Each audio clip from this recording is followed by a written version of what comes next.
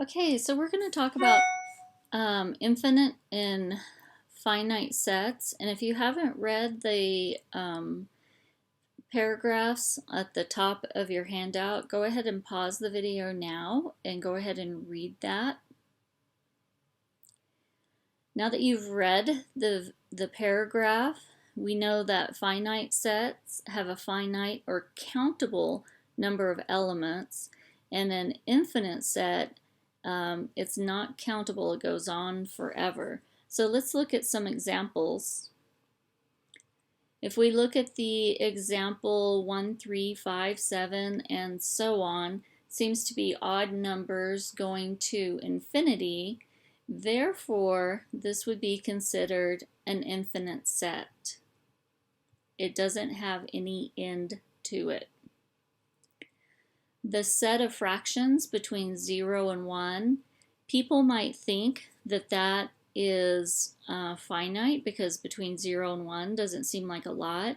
But when you consider the fractions, you could have 1 over 10, 1 over 100, 1 over 1,000, 1 over 10,000, and my denominator could go to infinity. Therefore, this would be considered to have an infinite number of elements in this set. The set of multiples between the set of multiples of 3 between 0 and 50, well, multiples of 3 would be 3, 6, 9, 12, 15, 18, and so on.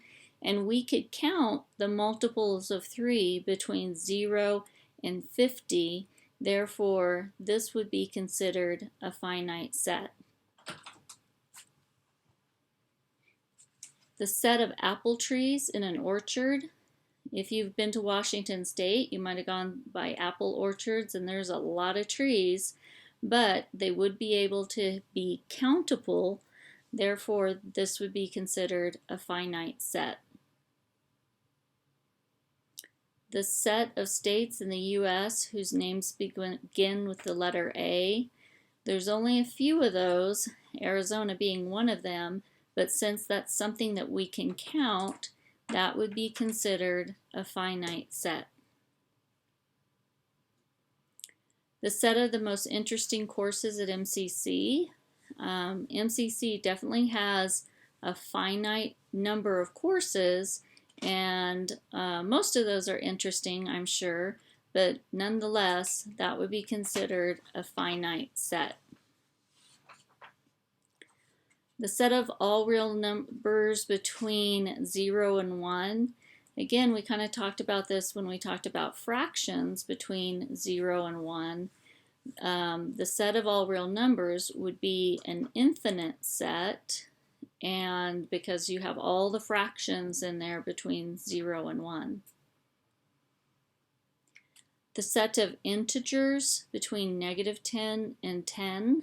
When you think of integers, well, that's just whole numbers and their opposites.